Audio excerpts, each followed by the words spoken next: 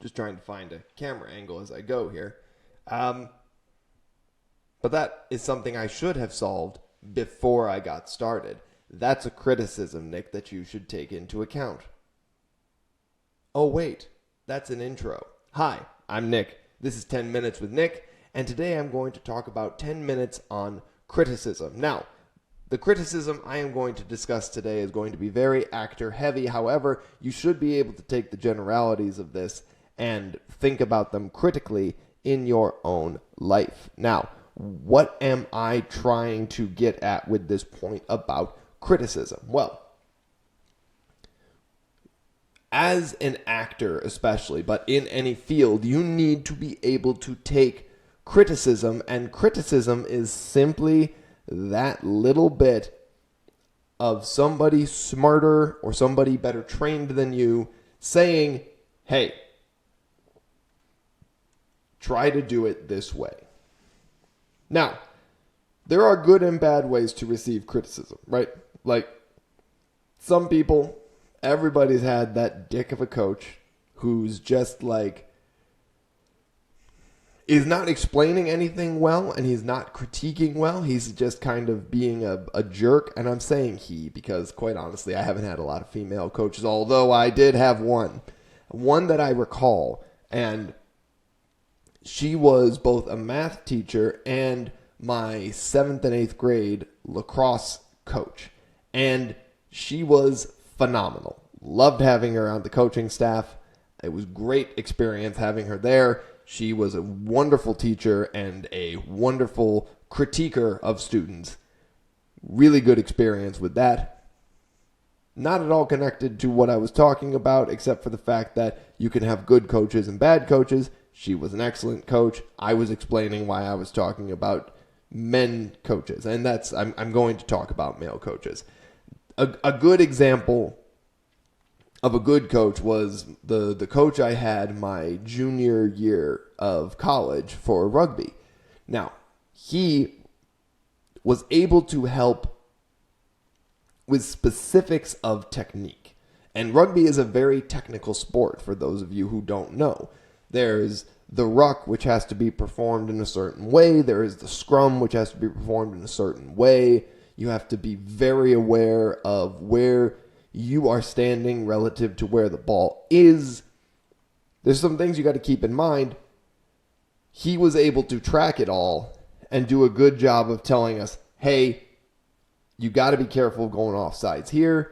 Here, you can kind of nose your way in and kind of touch that offsides line. It was really helpful. As compared to the coach I had my freshman year. He was a nice guy. He was a fun guy. He was kind of crazy. I learned the sport of rugby from him, to his credit. However, there wasn't a whole lot of critique. It was more just, I sort of learned the basics from him, and then me and the boys were just sort of left to run around and do our best. We learned from the other guys on the team in terms of the finesse part of the game. Why do I say this? Again, critique is very important, and it is important for you as you are trying to learn to grow in whatever field you are in. In acting, critique gets a little interesting. And it's why it's so hard to find acting coaches and acting classes. Now, any asshole can sit down,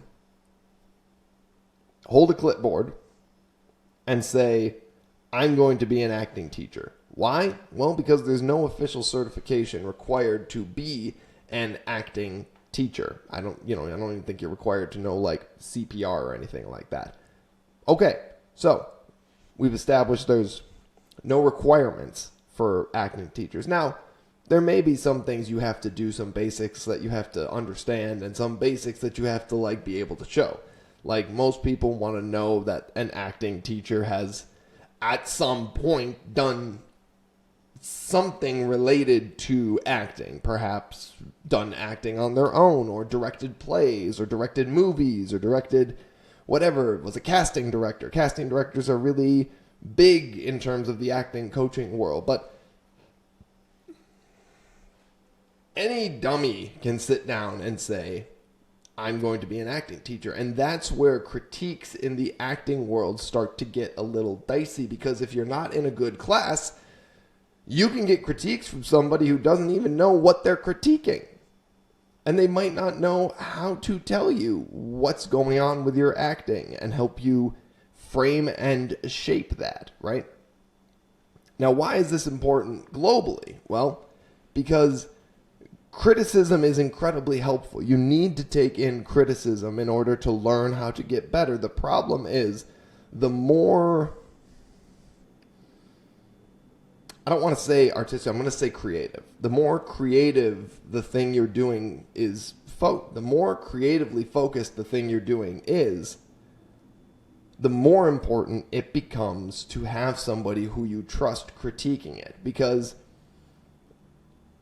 in the law world, in the legal world, for example, it's very easy to critique the technical aspects of what you're doing, because you don't have to worry that another lawyer doesn't know the civil procedure rules or the criminal procedure rules. Those are things that lawyers in those fields just need to have down rote. They need to have them down pat.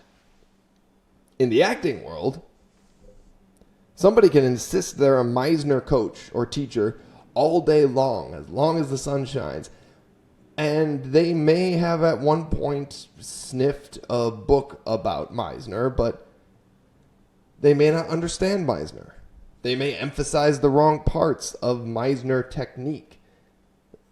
And when I say the wrong parts, I mean the things that I think are the wrong parts. Like, in the acting world, and you notice I didn't go into them because, God forbid, I start having actors come at me about that. You have to be careful about who is critiquing you. You have to trust who is critiquing you. You have to trust them because you're giving up a little bit of your agency to them. You're saying, I'm going to put this on. You tell me how I need to reshape it, rather than just doing it and feeling how you would reshape it yourself, because you need the criticism. The problem when you take in bad criticism, or criticism, even just cruel criticism, let's say it's not even, let's say the criticism is correct but cruel, like Cruella de Vil levels of cruel. If she doesn't scare you, no evil thing will levels of cruel. You take in cruel criticism that doesn't just say, hey, take a look at this, do this, take a look at this, think about this, give this a stronger reason, ground this more. Instead, they say, if you're not willing to embarrass yourself, then you can't be an actor. I heard that note. I heard that note in a story, right? Like, my acting coach was saying, what a terrible way to give somebody a note, to tell a young woman, if you're not willing to do a lap dance on a guy in the middle of an acting class, well, you can never call yourself an actor. Okay.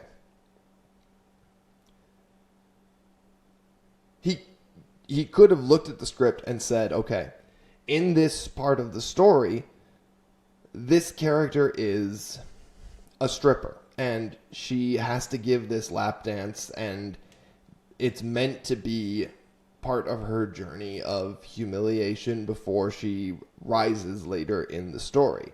He could have provided, and the guy in the story happened to be a he.